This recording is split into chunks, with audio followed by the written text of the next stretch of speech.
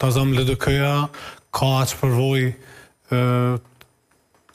35 vjeçare në skenën politike edhe e din sakt se ka shkon një proces. Pra, vetëvendosja është diçka tjetër, sepse kanë edhe në pjesë të ideologjisë edhe të stilit politik, por ishte shumë e çuditshme pse LDK-ja votoi, pasi e thash që ky precedent mund të përdoret edhe për pakica tjera. Kjo është e para. E dyta, nuk besoj që gjykata kushtetuese do ta lë kështu si është, sepse pastaj nuk do të mund të argumentoj, pra unë besoj që do ta kthej edhe mbrapa, pasi edhe në...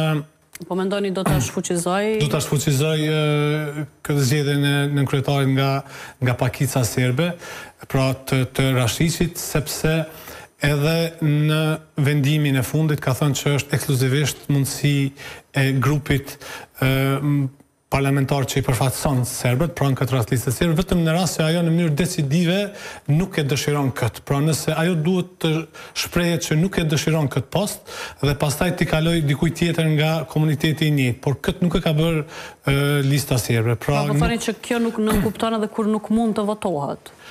Po, mirë, po aty gjykata kushtetuese ka thënë që duhet të jenë në nivel të përgjegjësisë edhe deputetët të shumicës, sepse ekziston një arsye pse është lënë kjo me pakica.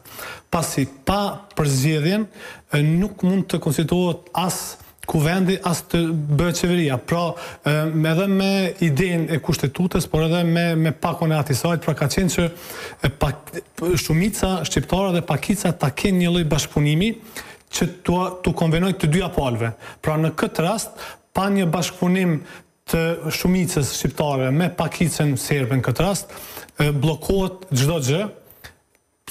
As pakica serbe nuk mund të bëjë çdo gjë kokë me vete, mirë po ekziston një ide që këto dy pole të bashkëpunojnë, sepse nëse nuk zgjidhet tazam një nënkryetar nga shumica serbe, nëse nuk zgjidhet një ministër nga shumica nga deputetët serb, nuk mund të konstituohet as qeveria.